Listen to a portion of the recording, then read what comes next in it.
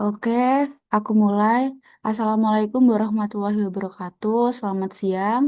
Kami dari kelompok satu akan mempresentasikan hasil akhir dari ide bisnis kewirausahaan dari kelompok kami yang mengangkut nama produk atau nama jualan tahu bakso dengan label merek Taso First. Next. Sebelumnya, alangkah baiknya untuk memperkenalkan diri dari kelompok kami. Yang pertama, saya sendiri, Karina Belinda Alsis Tompul, dari Departemen Fisika dengan nomor NRP 500 1221026.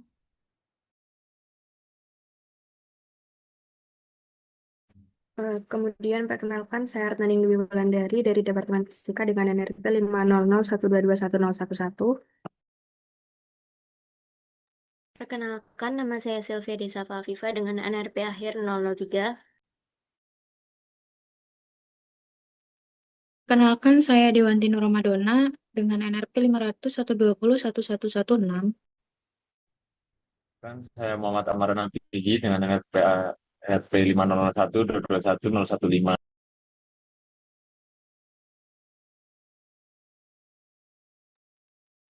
Nah, untuk penjelasan pertama mengenai realita permasalahan yang dibantu oleh bisnis. Yang pertama itu realita permasalahan sebelum adanya pembentukan tim ini, yakni kapasitas produk yang stagnan, hanya bisa memproduksi dalam jumlah kecil karena dikerjakan sendiri, sehingga sulit memenuhi permintaan yang meningkat.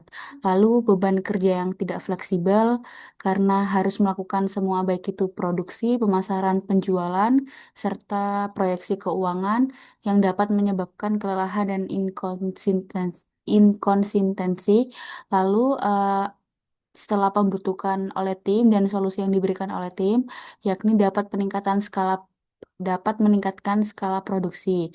Nah, dengan tim produksi bisa dibagi, ada yang fokus membuat produk tahu baksonya, ada yang mengolah tahunya, memungkinkan tim ini dapat memproduksi dalam volume yang besar. Yang kedua itu efisiensi pembagian tugas, sehingga dalam kerjasama tim dapat memungkinkan pembagian dari tim produksi, tim penjualan onsite, tim pemasaran digital, dan membuat operasional lebih lancar dan efisien. Selanjutnya, next.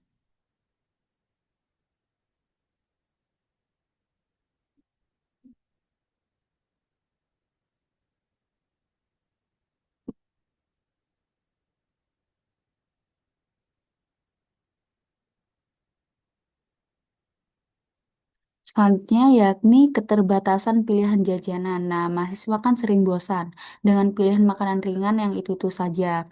Misalnya gorengan biasa di kampus, terus keripik, roti, snack, atau harus keluar di area kampus untuk membeli suatu jajanan. Nah, di sini kelompok kami mahasiswa juga memerlukan kebutuhan snack yang praktis, sulit menemukan makanan ringan yang cepat disiapkan, mudah dibawa dan bisa dimakan di saat jeda kuliah singkat. Nah, bantuan yang diberikan oleh eh, kelompok kami yakni alternatif jajanan unik dan mengenyangkan, yakni menyediakan tahu bakso sebagai pilihan snack yang berbeda, lebih substansial dan menawarkan cita rasa Nusantara.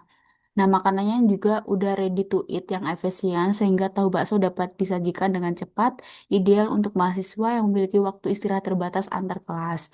Lalu selanjutnya sebelum realita permasalahan sebelumnya, mahal harga makanan utama, mahasiswa dengan anggaran terbatas sering mencari makanan yang mengenyangkan namun harganya terjangkau.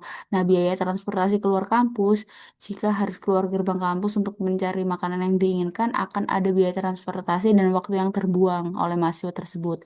Nah, solusinya menetapkan harga jual tahu bakso yang kompetitif dan sesuai dengan daya beli mahasiswa, menjadikannya pilihan makanan ringan dan pengganjal perut yang ekonomis. Lalu dengan berjualan di dalam atau di dekat kampus, dapat menghilangkan kebutuhan mahasiswa untuk mengeluarkan biaya yang lebih dan waktu yang lebih, sehingga mereka dapat lebih fokus pada kegiatan akademik. Next.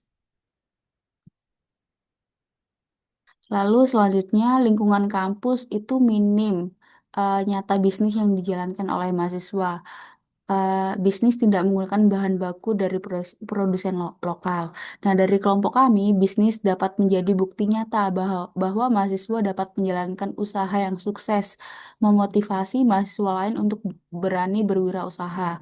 Lalu mengambil tahu atau daging dari pasar produsen lokal secara tidak langsung membantu memutar roda ekonomi di sekitar kampus.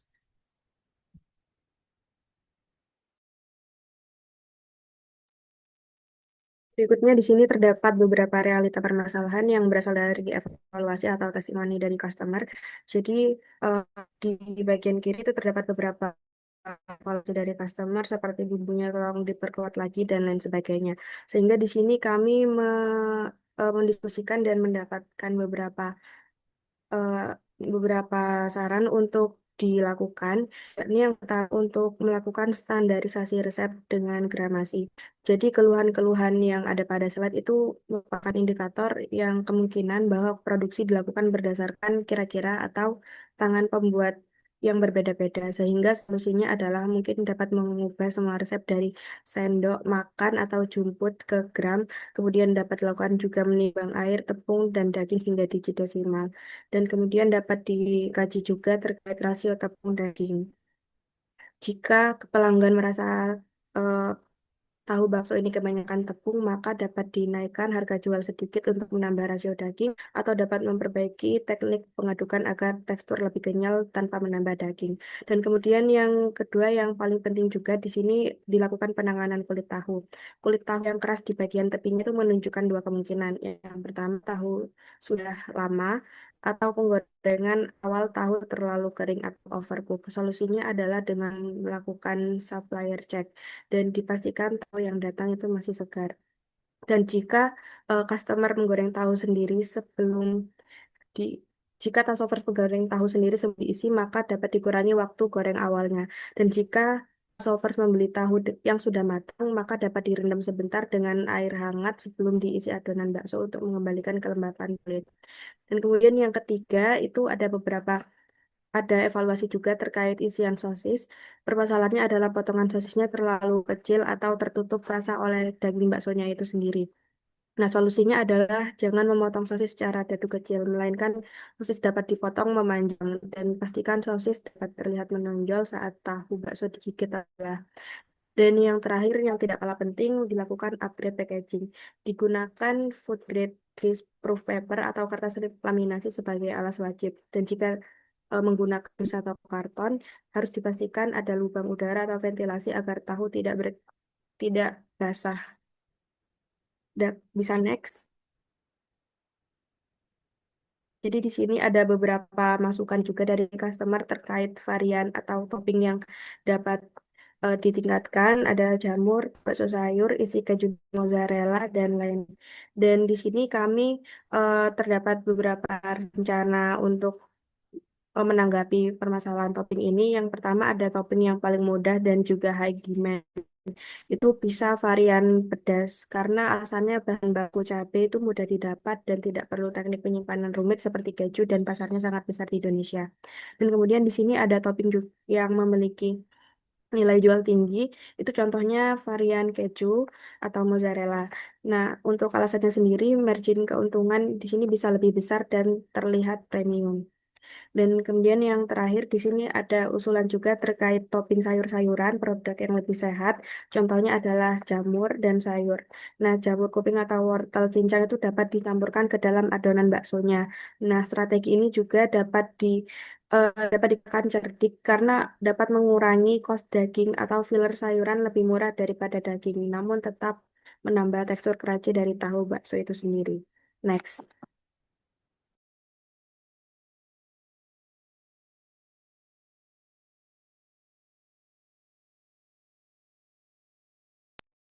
Baik, selanjutnya yaitu pertumbuhan customer yang sudah dilayani. Sejak awal pembentukannya, Tasovers mengalami peningkatan jumlah pelanggan secara bertahap seiring dengan meningkatnya awareness terhadap layanan yang ditawarkan. Pada tahap awal, pelanggan yang dilayani didominasi oleh lingkup pertemanan dan jaringan dekat. Namun dalam beberapa bulan terakhir, jangkauan pelanggan telah meluas hingga mencakup konsumen dari komunitas kampus, pekerja muda, serta pelanggan lain dari media sosial. Pertumbuhan pelanggan dapat dirangkum sebagai berikut. Dari bulan pertama, itu pelanggan awal berkisar 5 sampai 10 orang per bulan. Sebagian besar berasal dari lingkaran pertemanan dan kenalan langsung. Kemudian bulan kedua, promosi melalui media sosial dan sistem rekomendasi mulut ke mulut mulai menunjukkan hasil dengan peningkatan menjadi 15 sampai 20 pelanggan per bulan. Kemudian pada bulan ketiga hingga sekarang, adanya variasi layanan dan meningkatnya kualitas produk membuat angka pelanggan stabil di kisaran 30 sampai 35 pelanggan per bulan. Pelanggan online juga mulai masuk melalui platform Instagram. Next. Baik, berikut adalah rencana pengembangan 5 sampai 10 tahun ke depan. Pada slide ini, rencana pengembangannya dari tahun pertama hingga tahun kelima. Pada tahun pertama, kita akan stabilisasi pasar dan inovasi produk, fokus pada penetrasi pasar jurusan saat ini, dan menambahkan variasi rasa serta meningkatkan packaging produk agar lebih menarik. Lalu tahun kedua, kita ekspansi ke seluruh jurusan di ITS dengan cara membuka pre-order ke seluruh jurusan dengan meminta bantuan teman luar jurusan untuk mempromosikan produk. Lalu pada tahun ketiga, kita akan ekspansi ke seluruh wilayah Surabaya dan bisnis digital. Ini juga dilakukan pada tahun keempat dengan dua cara, yaitu membuka pre-order untuk seluruh wilayah Surabaya dan sekitarnya, dan memanfaatkan GoFood atau Shopee Food agar produk dapat didapatkan secara online. Lalu, pada tahun kelima, kita akan stabilisasi, evaluasi, dan inovasi dengan cara mengevaluasi hasil kinerja dan melakukan inovasi seperti menjual dalam frozen food yang bisa dikirim lintas kota atau provinsi.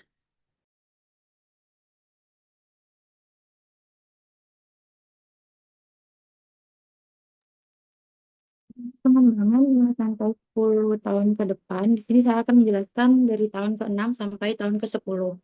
Untuk tahun ke-6 itu penguatan brand awareness nasional, melaksanakan kampanye branding lebih luas melalui kolaborasi influencer, event kampus, dan marketplace. Lalu mengembangkan loyalty program pelanggan. Tahun ke-7, kita ekspansi keluar Pulau Jawa dan pengembangan mitra, membuka sistem reseller atau mitra distribusi di kota besar luar Jawa, lalu standarisasi SOP produksi agar kualitas tetap konsisten walaupun dikelola di luar kota. Untuk tahun ke-8, digitalisasi operasi dan franchise model, membangun sistem pemesanan otomatis berbasis aplikasi atau website sendiri, dan uji coba model kemitraan bisnis untuk mempercepat pembukaan cabang baru. Untuk tahun ke-9, inovasi produk baru dan diversifikasi bisnis, meluncurkan lini produk baru, healthy food, ready to eat, frozen food premium, lalu menambah layanan edukasi produksi untuk membuka peluang pendapatan baru. Lalu di tahun ke-10, sustainability, evaluasi besar, dan kesiapan go nasional atau internasional.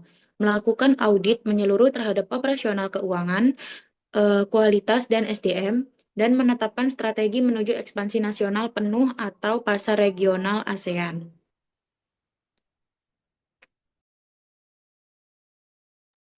Oke, sekian presentasi ide bisnis dari kelompok kami. Terima kasih atas perhatiannya. Wassalamualaikum warahmatullahi wabarakatuh.